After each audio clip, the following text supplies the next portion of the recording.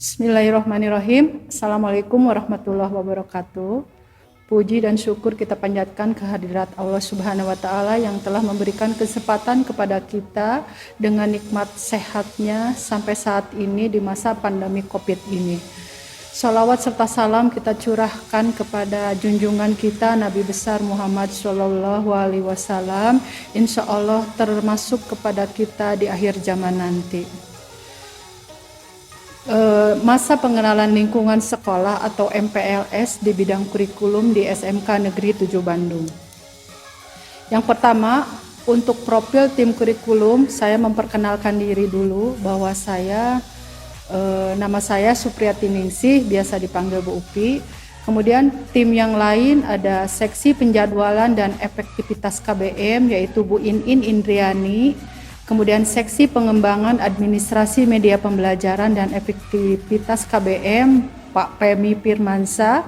Kemudian seksi evaluasi, uji kompetensi dan pelaporan hasil pendidikan itu dengan Bu Oktaviani Budiarti dan Ibu Dwi Patona. Kemudian untuk TU-nya sendiri ada TU di kurikulum yaitu dengan Panugraha.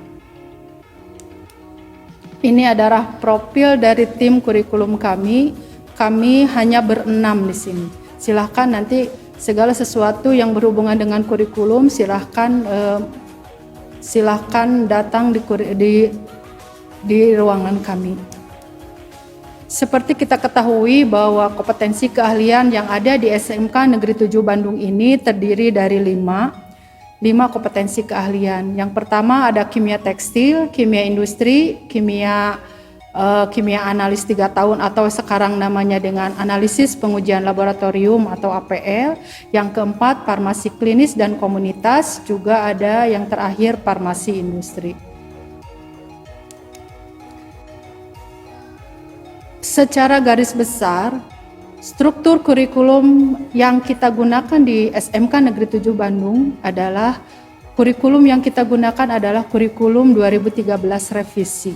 Di mana di sekolah kita, di kampus kita tercinta ini, bidang keahlian yang ada di kita dari kelima kompetensi tadi itu terbagi ke dalam 2 bidang keahlian, yaitu teknologi dan rekayasa dan kesehatan dan pekerjaan sosial.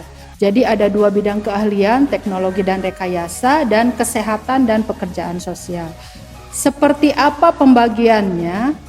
Yang pertama, untuk bidang keahlian teknologi dan rekayasa dengan program keahliannya teknik kimia, kompetensi keahlian yang termasuk di dalamnya adalah APL, kimia industri, juga kimia tekstil. Sedangkan untuk bidang keahlian kesehatan dan pekerjaan sosial, program keahliannya adalah farmasi. Dan kompetensi keahlian yang ada di dalamnya adalah farmasi klinis dan komunitas serta farmasi industri. Sekarang, mata pelajaran apa saja yang akan dipelajari ketika kalian memulai belajar di SMK Negeri 7 Bandung ini?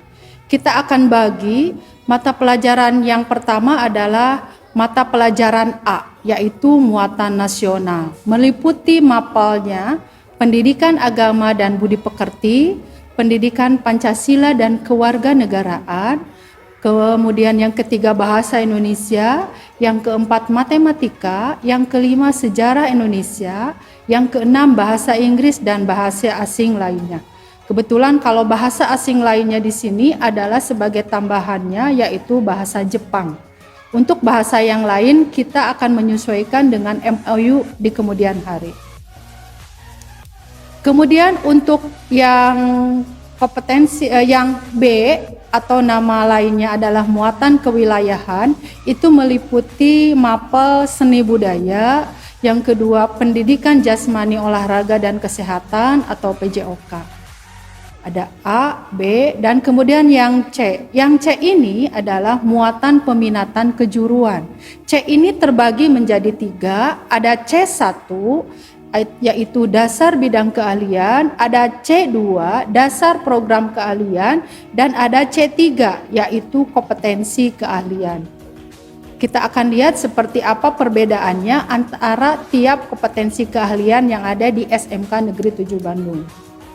Untuk kompetensi keahlian kimia tekstil, kimia industri, dan APL atau analisis pengujian laboratorium, untuk C1-nya meliputi mapel fisika, kimia, dan simdik. Kemudian untuk C2-nya yaitu mapel AKD atau analisis kimia dasar, ada TDPLK atau teknik dasar pekerjaan laboratorium kimia, dan dasar-dasar mikrobiologi. Jadi kalau C1 itu ada 3 mapel, C2 juga ada 3 mapel. Yang berbeda apa? Yang berbeda ada di C3-nya. Kita lihat C3-nya. C3 untuk kompetensi keahlian kimia tekstil, kimia industri, dan analisis pengujian laboratorium. Kita akan lihat untuk kimia tekstil, yang pertama adalah mapel evaluasi kimia dan fisika tekstil. Yang kedua adalah proses persiapan kimia tekstil. Yang ketiga pencelupan dan analisa zat warna. Yang keempat teknik pencapan dan color matching. Kemudian yang berikutnya penyempurnaan khusus kimia dan fisika. Dan yang terakhir adalah produk kreatif kewirausahaan. Untuk kimia industri itu ada mapelnya Ajas Teknik Kimia atau ATK, ada alat industri kimia atau AIK, ada operasi teknik kimia atau OTK, ada proses industri kimia atau PIK, dan yang terakhir adalah produk kreatif kewirausahaan atau disingkat PKK. Kemudian yang berikutnya yaitu analisis pengujian laboratorium, itu ada analisis kuantitatif konvensional atau disingkat dengan AKK. Kemudian ada analisis mikrobiologi, ada analisis kimia terapan, ada analisis kimia instrumen, ada analisis proksimat, dan yang terakhir ada produk kreatif kewirausahaan. Dari ketiga kompetensi ini, dari masing-masing C3 ini, inilah yang menjadi perbedaan antara kompetensi yang satu dengan kompetensi yang lain. Tetapi dari ada perbedaan tersebut, ada persamaannya, bahwa di dalam kompetensi keahlian tekstil, kimia industri, APL itu ada persamaan, yaitu di produk kreatif kewirausahaan. Produk kreatif kewirausahaan ini di sini lebih menekankan ke pembelajaran kewirausahaan beserta dengan produk yang dihasilkan untuk tiap kompetensi keahlian. Kemudian untuk kompetensi keahlian farmasi klinis dan komunitas dan farmasi industri, C1-nya meliputi mapel fisika, kimia, simdik, dan biologi. Mungkin ini jadi tambah mapel biologi ini khusus untuk kompetensi keahlian farmasi. Dan C2-nya meliputi dasar-dasar kefarmasian, perundang-undangan kesehatan, keselamatan, kesehatan kerja dan lingkungan hidup, farmakognosi dasar. Nah, ini dari C1 dan C2-nya antara farmasi klinis komunitas dan farmasi industri juga memiliki persamaan untuk C1 dan C2-nya. Yang berbeda di mananya? Yang berbeda ada di C3-nya. Kita lihat C3-nya.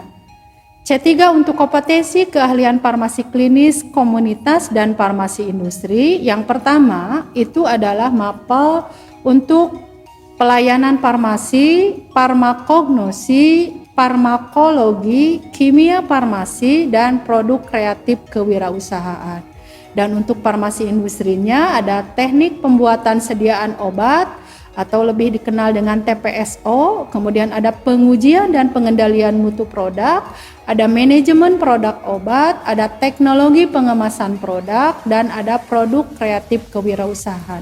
Sama dengan kompetensi yang lain, bahwa di C3 juga di sini meskipun berbeda tapi tetap ada satu persamaannya, yaitu produk kreatif kewirausahaan.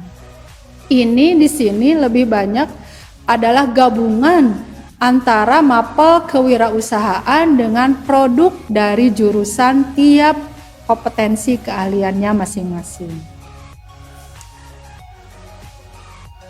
Kalau berbicara mengenai kurikulum, tidak akan lepas dari penilaian hasil belajar. Seperti kita tahu bahwa penilaian hasil belajar di SMK Negeri 7 Bandung ini memiliki 3 ranah. Yang pertama ranah sikap, yang kedua ranah pengetahuan, dan yang ketiga ranah keterampilan.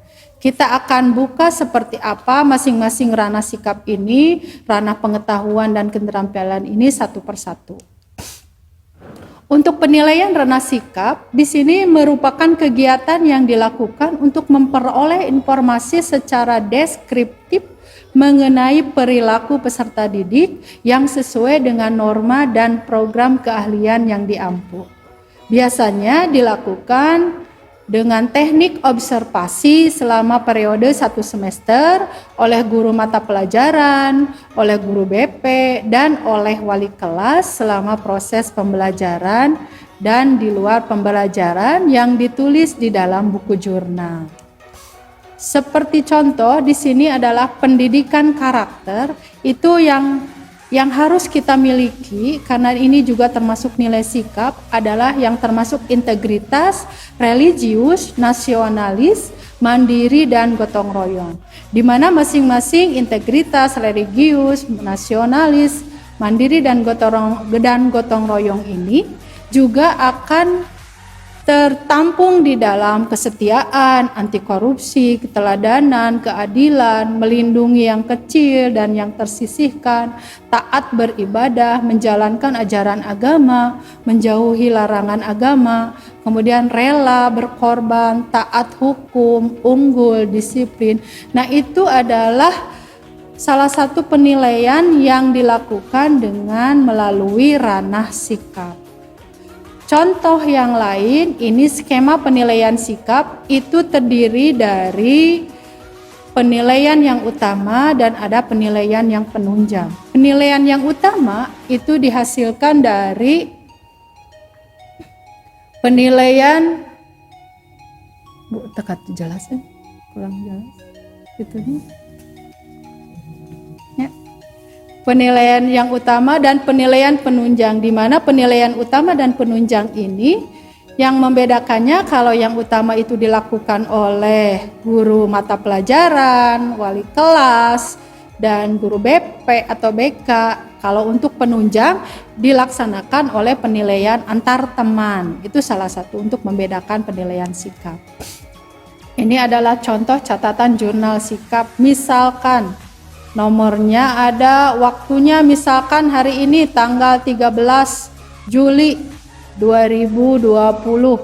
Misalkan namanya adalah Indra, kelasnya kelas 10 tekstil, misalkan KT1. Catatan perilakunya misalkan tidak mengikuti sholat duhur berjamaah. Nah, itu berarti nanti nilai utama yang dilanggarnya ya itu adalah bagian di religius, dan itu contohnya yang lain. Berikutnya penilaian diri itu biasanya di sini menggunakan kolom iya atau tidak. Misalkan saya menyontek pada saat mengerjakan penilaian iya atau tidak, dan seterusnya. Itu menilai diri kita sendiri, dari kita yang tahu. Kita yang tahu mana yang kita lakukan dan mana yang kita tidak lakukan. Jadi ini tinggal mengisi ya atau tidak. Kemudian ada penilaian antar teman. Jadi antar teman antara yang satu dengan yang lain juga saling menilai. Oh, dia mah baik hati, misalkan tidak sombong, misalkan, dan seterusnya. Itu nanti juga dari bentuk penilaian. Kemudian yang kedua adalah penilaian ranah di pengetahuan. Kalau penilaian pengetahuan itu dilakukan untuk menilai proses dan hasil belajar peserta didik. Penilaian tersebut bisa dilakukan melalui penugasan, bisa dilakukan melalui ulangan harian, bisa dilakukan melalui ujian tengah semester atau UTS, bisa juga melalui ujian akhir semester atau UAS. Penilaian harian ini bisa dilaksanakan melalui pengamatan, tes tertulis, tes lisan, penugasan, atau proyek, atau yang teknik lain yang sesuai. Dan yang ketiga adalah penilaian ranah keterampilan. Kapan ranah keterampilan dilaksanakan penilaian ini?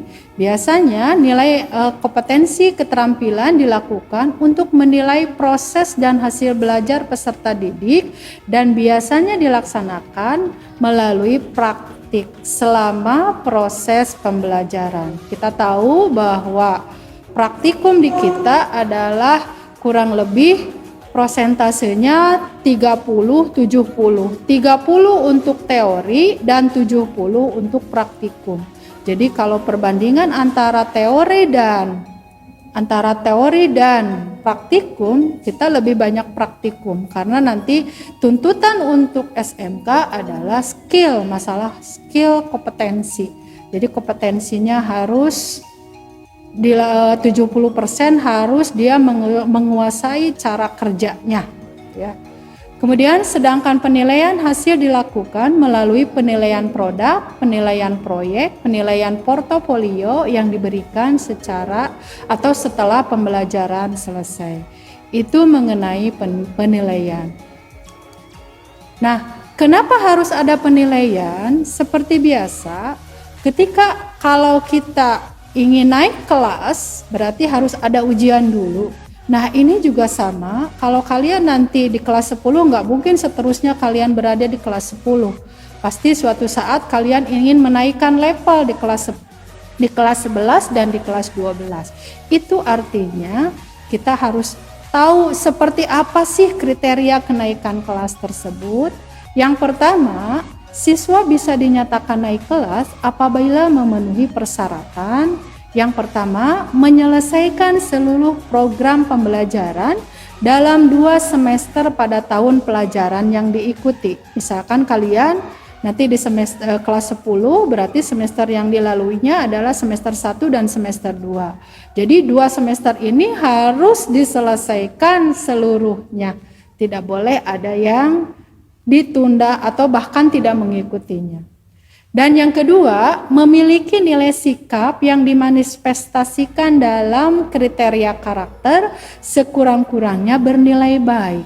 Tadi sudah dijelaskan bahwa nilai ranah sikap itu yang tadi dijelaskan ada beberapa penilaian itu juga minimal nilainya harus baik. Ya, sebagai persyaratan nanti untuk melanjutkan ke level yang berikutnya.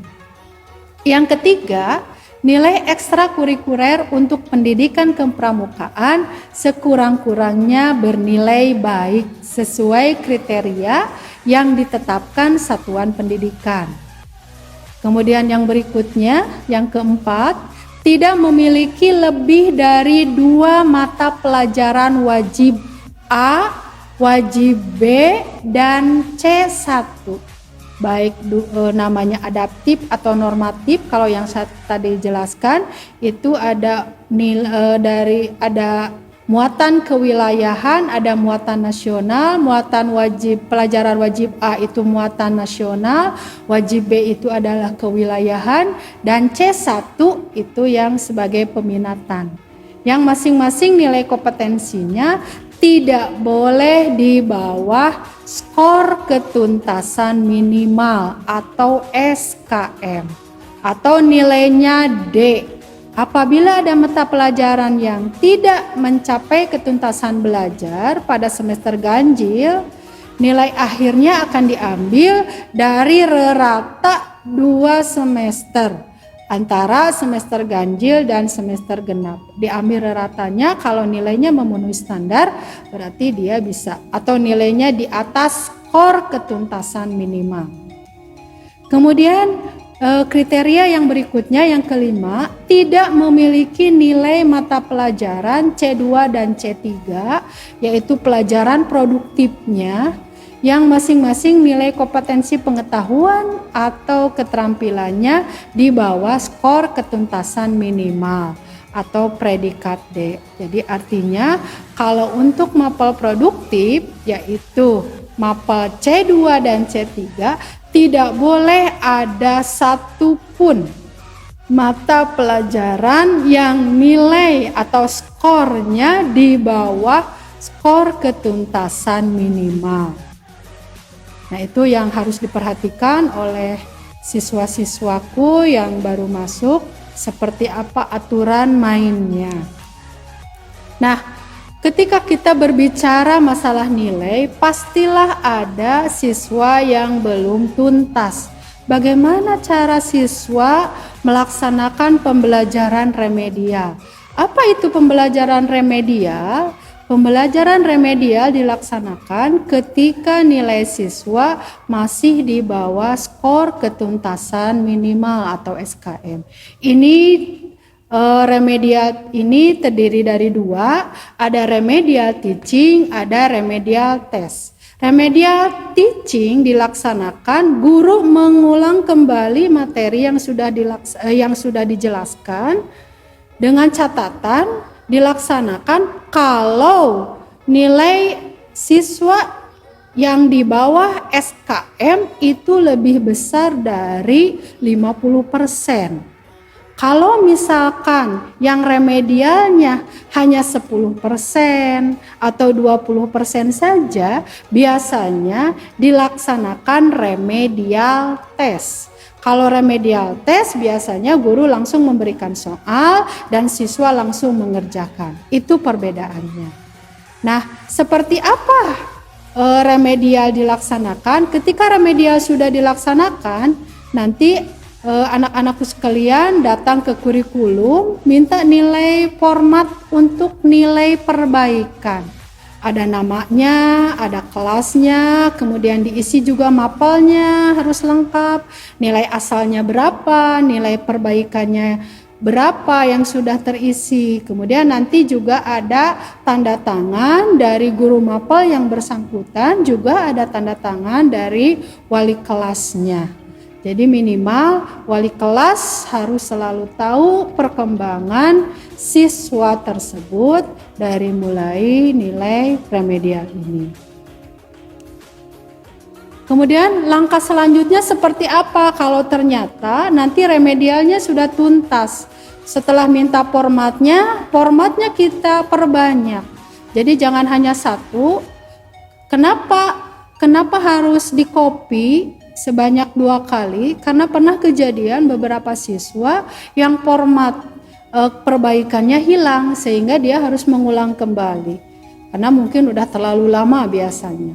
Nah, ini untuk mengantisipasi hal tersebut, maka kita akan perbanyak menjadi 2 kali sehingga totalnya ada 3, yang aslinya diberikan ke kurikulum, yang lembar kedua yang fotokopian diberikan ke wali kelasnya, dan lembar yang ketiga disimpan oleh siswa tersebut sebagai arsip kalau nanti suatu saat diperlukan kembali. Kemudian nanti wali kelas akan merekap remedial siswanya dan menyerahkan lembarannya dan merekap dan hasilnya dilaporkan ke bagian kurikulum. Di mana memperoleh daftar nilai perbaikan, kita akan mendapatkan daftar nilai perbaikan di ruang kurikulum, bisa di bagian C evaluasi yaitu Bu Okta dan Bu Dwi. Kemudian persyaratan untuk memperolehnya seperti apa? Nah, ini yang harus diperhatikan ketika nanti siswa-siswaku masuk ke ruang kurikulum, tolong diperhatikan menggunakan PSAS yang lengkap dan rapih. Menggunakan sepatu, untuk yang putra rambutnya rapi, yang putri yang berkerudung menggunakan ciput, dan yang tidak menggunakan kerudung itu rambutnya harus disusun rapi. Jangan sampai acak-acakan.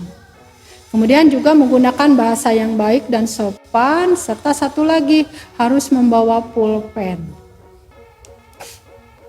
Nah, untuk pembelajaran di tahun pelajaran 2020-2021, kita masih menunggu surat edaran dari Gubernur Jawa Barat, di mana surat edaran tersebut menyatakan bahwa pembelajaran tatap muka itu dilaksanakan apabila zonanya sudah zona hijau. Sedangkan di SMK Negeri 7 sendiri, itu di daerah Kota Bandung sekarang zonanya masih zona kuning, sehingga untuk pembelajaran tatap muka masih harus menunggu lagi batas waktunya seperti apa surat edaran gubernur berikutnya, sehingga pembelajaran yang dilaksanakan untuk 1 semester ke depan mulai dari bulan Juli sampai Desember itu kita menggunakan pembelajaran jarak jauh atau PJJ, atau nama lainnya adalah long distance learning atau LDL, sampai batas waktu yang disyaratkan sampai kita bisa melaksanakan tatap muka. Aplikasi apa yang digunakan dalam LDL tersebut?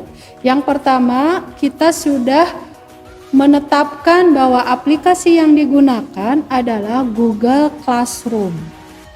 Selain Google Classroom, bisa juga menggunakan tatap maya melalui Google Meeting atau Google Meet. Kemudian evaluasinya atau mengerjakan soal-soalnya itu melalui Google Form dan WhatsApp tentunya. Mungkin kalau misalkan dalam 1 hari pembelajaran ada yang Google Meet, nanti bergiliran nantinya. Jangan sampai nanti kalian terbebani dengan kuota yang cukup tinggi. Jadi anak-anakku sekalian jangan merasa khawatir, Bu, kuota saya sudah habis dan seterusnya. Itu insya Allah kita akan jadwalkan setiap pembelajaran itu dengan bergantian. Jadi tidak terus-terusan dengan Google Meet. Sekali-sekali mungkin lebih murah dengan WhatsApp. Saya ucapkan selamat bergabung di kampus tercinta SMK Negeri 7 Bandung. Selamat berjuang untuk masa depan yang lebih baik. Prestasi penting, tapi jujur lebih utama. Dan saya ucapkan tetap semangat. Kita tutup. Wabillahi taufik wal hidayah. Wassalamualaikum warahmatullahi wabarakatuh.